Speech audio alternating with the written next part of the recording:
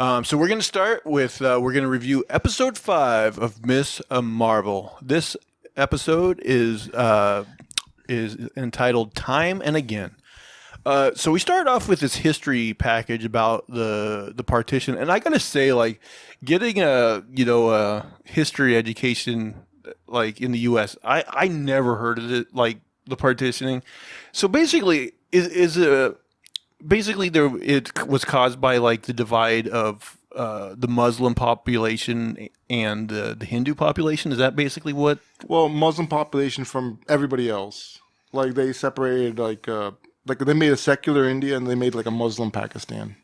Okay, but that's what led to it. Kind of was like the tension between those religious groups. Yeah, what they were saying in the show and what I've heard before is that the British like fomented this. You know, like they kind of edged them on against each other for a long time actually to like control them. And then it finally ended up in this.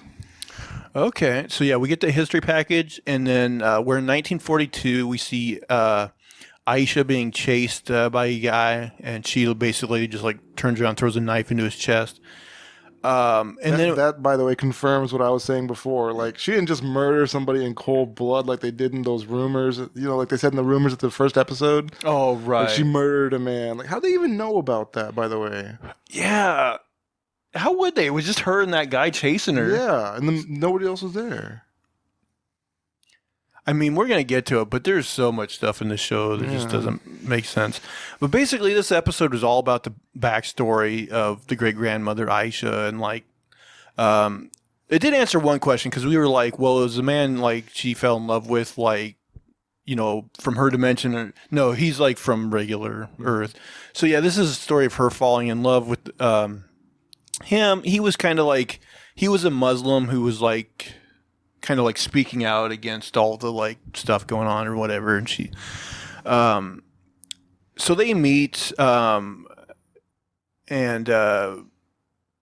this is very truncated, so it skips forward in time a little, where they give birth to Sana, Kamala's grandmother, and then they start falling on hard times, basically, I guess, because of the prejudice against them being Muslim. Yeah, people weren't buying their flowers. And he also said, like, they wouldn't sell his Aisha, like, milk or something. Yeah, something like that. Yeah. So, basically, they're having those troubles, and then Najma shows up, and she tells Aisha that she needs the bangle so that they can finally go home again. And like they have this exchange where like I think Aisha tells Najma that like she thought she was dead or something, or maybe the other way around. Like they hadn't seen each other in a while. And like she doesn't basically blatantly say it here, but you get the sense that like Aisha doesn't want to go home. Yeah.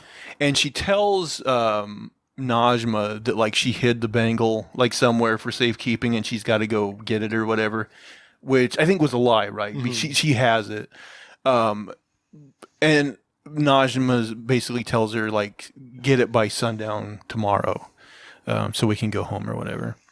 You can tell there's like a little bit of contention between the two of them. So basically, Aisha wants to run from Najma. And she tells her husband basically that they need to leave because of the rioting between like the people that are, I guess, the religious groups that are fighting, you know. So they start to go towards the trains that we've heard so much about in this show. Let's see. So Aisha ends up putting the bangle on Sana, who now they skipped ahead a little more. She's probably like what, like maybe like a 3-year-old or something. Yeah, she's like a toddler. Yeah.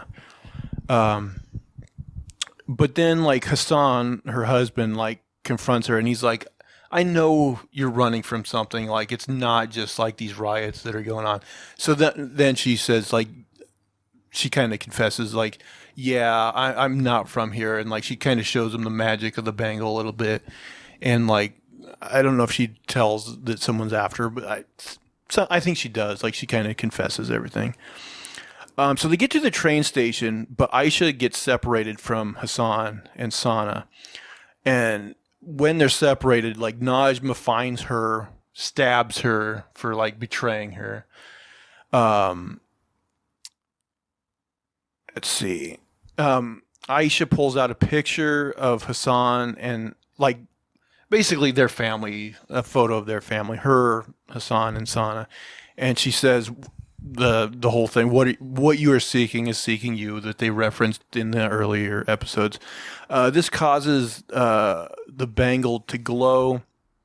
So this is where Miss Marvel shows up. You know, at the end of the previous episode, that's how it ended. Was she was there, and I thought it was just like going to be a vision like type of thing, but no, she actually time traveled. She's physically in 1942. Yeah, the whole sequence, like the whole thing took a long time, and part of me was like, well, the grandmother's story actually is kind of interesting, could be a good story, but it's like, this isn't doing anything for like the main story. Right. And it went on for a long time, and I was like, yeah, I was kind of, I don't know. It's a big problem with this series overall is they like, a lot of times they're just treading water and they're not going anywhere. Yeah.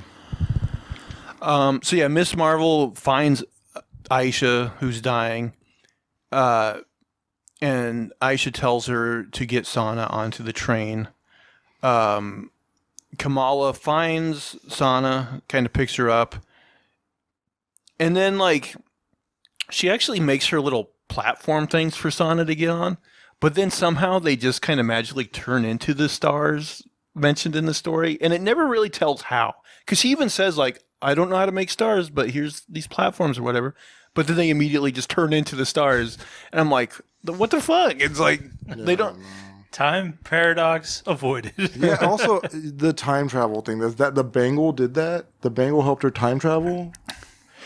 Yeah, remember like, so Najma at the end of the episode before like stabbed it, and that's what caused it to go back in time. They never explain it. It just stabbing the bangle makes it worth time. Well, that's another thing that I kind of wonder. Like, is this going to get to the point where like she gets control over it and can just like time travel whenever she wants? Because that makes her like really powerful. Yeah, she's like Kang over here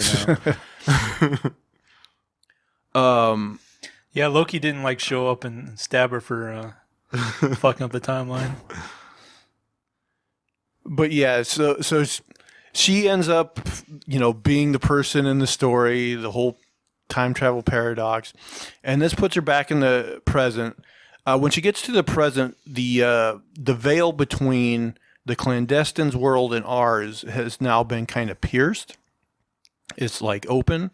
So one of the clandestines is like, "Oh, yay, we can go home," and she goes to it, and she's just like instantly, you know, killed. Yeah. No, okay. This is confusing. Like, she does it on purpose, but yeah, she like gets flash dissolved into a skeleton or something, and then like somehow that gives her son powers. Yeah, when Najma does it. Well, yeah. So first, like, one the other female clandestine that's not Najma, like she dies. Okay, I don't think I caught that part. And then Miss Marvel basically tells Najma, like, it's going to destroy the world. Like, it's just going to keep going until it destroys the world. And she's like, what about Kamran? And that basically, like, changes, like, Najma's mind. Like, has her little redemption thing where she's like, oh, yeah, I'm going to do it for Kamran or whatever.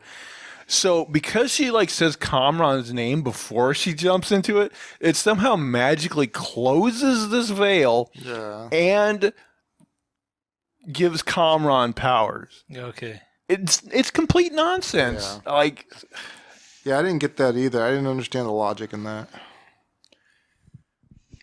That's pretty much the end of that episode. well, there is a little bit more. Let's see, where was I? Another thing is, like, they're going to have 6 episodes. This is episode 5, and you've just basically killed the only real bad guy with no...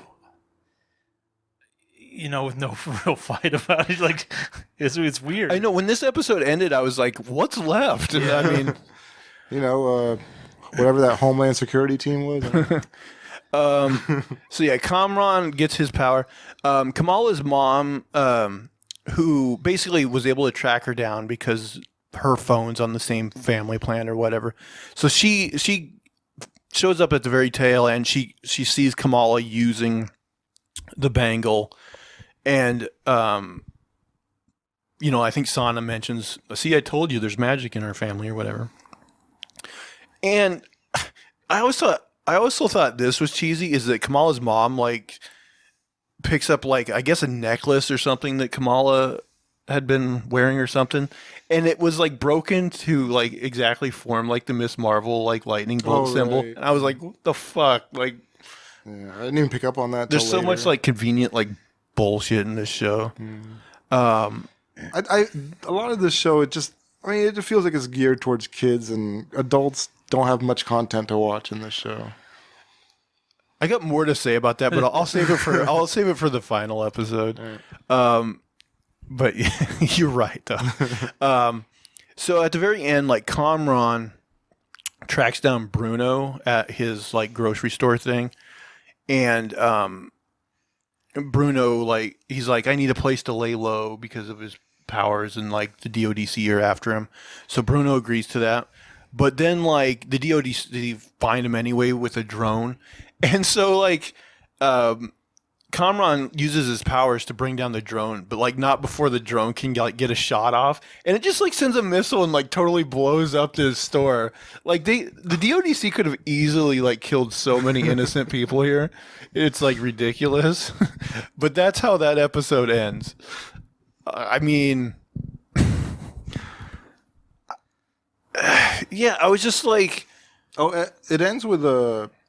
Yeah, you're right. Yeah, that's what I said. but yeah, just like you, like I'm watching that, and like the first half of the episode, like watching her great grandmother's like backstory, I was like, this would maybe be fine if there was more episodes. Well, but I think it could have made its own standalone story, and actually maybe even been better than some of the other arcs we've been seeing. But it just doesn't fit.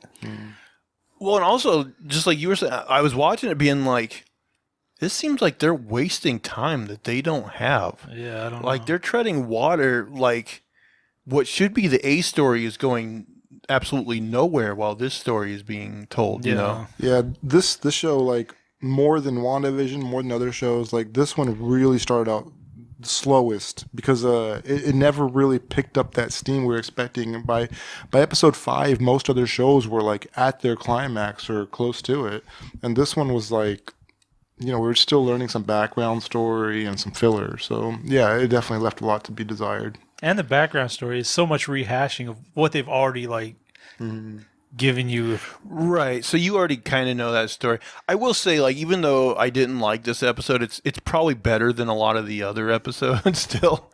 But yeah, any final thoughts on that before we kind of get to the final Yeah, let's forge ahead. episode? Okay, so that was episode 5.